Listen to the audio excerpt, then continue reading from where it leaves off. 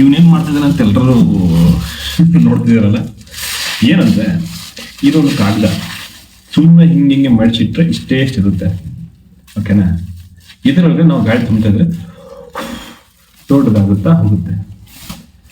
ಇದನ್ನ ನಾವು ಎಕ್ಸಾಂಪಲ್ ಹೇಳ್ಕೊಳ್ಬೇಕಂದ್ರೆ ನಮ್ಮ ಮೆದುಳು, ನಮ್ಮ ಬುದ್ಧಿ ನೋಡಿ, ನಾವು ಏನೋ ಯೋಚನೆ ಮಾಡಿದೆ, ನಾವೇನೋ ಓದಿದೆ, ನಾವೇನೋ ಕೆಲಸ ಮಾಡಿದೆ, ದೈನಿಕ ಕೆಲಸ ಕೊಡಿದ್ರೆ ಹಿಂಗೆ ಇರುತ್ತೆ, ಇಷ್ಟು. ಅದೇ ನೀವು ನಿಮ್ಮ ಒಳಗಡೆ ಜ್ಞಾನ ಮತ್ತು ಒಳ್ಳೊಳ್ಳೆ ನಾಲೆಡ್ಜ್ ತುಂಬ್ತಾ ಹೋದರೆ ಒಳ್ಳೊಳ್ಳೆ ಬುದ್ಧಿ ಶಕ್ತಿಗಳನ್ನ ಬರೋಂಥ ಒಂದು ಬುಕ್ ಓದೋದು, ಮೋಟಿವೇಶನ್ ಏನಾದರೂ ನೋಡೋದು, ಕೇಳೋದು ಮಾಡ್ತಿದ್ದೆ ನಿಮ್ಮದ್ರೊಳಗಡೆ ಜ್ಞಾನ ತುಂಬ್ತಾ ಹೋಗುತ್ತೆ.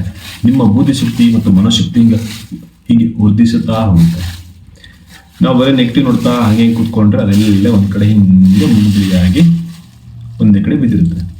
ಅದಕ್ಕೆ ನಾವು ಯಾವಾಗಲೂ ನಮ್ಮ ಮೆದುಳಿಗೆ ಕೆಲಸ ಕೊಡ್ತಿರ್ಬೇಕು. ಹೊಸ ವಿಚಾರಗಳ ಬಗ್ಗೆ ನಾವು ತಿಳ್ಕೊತಾ ಇರಬೇಕು. ಈ ಕಾಗದನ ನೋಡಿ ಕಲಿಬೋದು ನಾವು. ಎಷ್ಟು ಸಿಂಪಲ್ ಆಗಿದೆ ನೋಡಿ, ತುಂಬ್ತಾ ಇದೆ ನೋಡಿ, ಇಷ್ಟಿದರಲ್ಲಿ ಶಕ್ತಿ ಇದೆ ಅಂತ ಗೊತ್ತಿತ್ತಾ? ಎಲ್ಲ ಮಡಿಕೆಲ್ಲ ಬಿಡುತ್ತೆ, ಸ್ವಲ್ಪ ಏರ್ ತುಂಬಿಟ್ಟು. ಹಾಗೆ ನಾವು ಏನು ಮಾಡಲ್ಲ, ಸುಮ್ಮನೆ ಕೂತ್ಕೊಂಡ್ಬಿಡ್ತೀವಿ. ಏನ್ರ ಇಬ್ಬಳಪ್ಪ ಇದೆಲ್ಲ ಯಾವ ಮಾಡ್ತಾನೆ, ಯೂಟ್ಯೂಬಲ್ಲಿ ಯಾವ ಮಾಡ್ತಾನೆ, ವಿಡಿಯೋಸ್ ನೋಡೋದ ಯಾವ ಮಾಡ್ತಾನೆ ಬಿಡು, ಆರಾಮೈತಾ, ಇನ್ಸ್ಟಾಗ್ರಾಮ್ ನೋಡೋಣ, ಸ್ಕ್ರೋಲ್ ಮಾಡೋಣ, ಆರಾಮ್ ಮಲ್ಕೊಳ್ಳೋಣ, ಆರಾಮಿರೋಣ. ಎಷ್ಟು ಅಂತ ಆರಾಮಿರೋದು?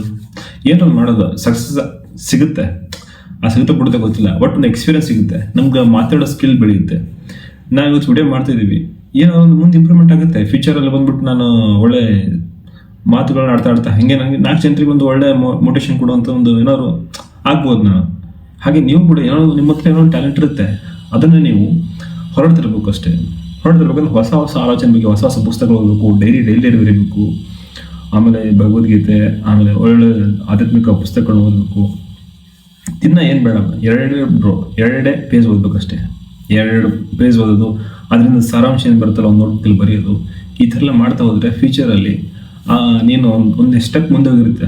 ಹೋದ್ಮೇಲೆ ಲಾಸ್ಟ್ ಯಾವತ್ತೋ ಒಂದಿನ ನೀನು ಆ ಡೈರಿ ತೆಗೆದು ನೋಡಿದಾಗ ನಾನು ಇದರಲ್ಲಿ ಎಷ್ಟು ಬದಲಾವಣೆ ಇದೆ ನಿನಗೆ ಗೊತ್ತಾಗ್ಬಿಡುತ್ತೆ. ನಿನ್ನ ಹಳೆ ವರ್ಷನೇ ಹೊಸ ವರ್ಷನೋ. ಬಟ್ ಸ್ಟಾರ್ಟ್ ಮಾಡೋದಿದೆಯಲ್ಲ, ಅದು ತುಂಬ ಇಂಪಾರ್ಟೆಂಟ್. ಯಾವತ್ತೂ ಮೋಟಿವೇಶನ್ ಸ್ಟಾರ್ಟ್ ಮಾಡ್ಬಿಡ್ತು, ಡಿಸಿಪ್ಲಿನಿಂದ ಸ್ಟಾರ್ಟ್ ಮಾಡೋಕ್ಕಂತ ತುಂಬ ಕಡೆ ನಾನು ನೋಡಿದ್ದೀನಿ. ತುಂಬ ಜನ ಹೇಳಿದ್ದಾರೆ ಡಿಸಿಪ್ಲಿನ್ ಇಂಪಾರ್ಟೆಂಟ್ ಅಂತ. ಮೋಟಿವೇಶನ್ ಒಂದಿನ ಹಿಂಗೆ ಉರಿಯುತ್ತೆ, ಧಗ್ಗನ್ನು ತೋರಿಸ್ಬಿಟ್ಟು ಒಂದೇ ದಿವಸಕ್ಕೆ ಆರಿಬಿಡುತ್ತೆ. ಬಟ್ ಡಿಸಿಪ್ಲಿನ್ ಅನ್ನೋದು ನಿಧಾನಕ್ಕೆ ಧಗ್ ಉರಿತಾ ದೊಡ್ಡದಾಗಿ ಕಾಡಿಗಿಸ್ತಾ ಹರಿಯುತ್ತೆ. ಹಾಗೆ ಏನಾದರೂ ಒಂದು ಮಾಡ್ಬೇಕಂದ್ರೆ ಸ್ಟಾರ್ಟ್ ಮಾಡ್ಬೇಕಷ್ಟೇ. ಧನ್ಯವಾದ.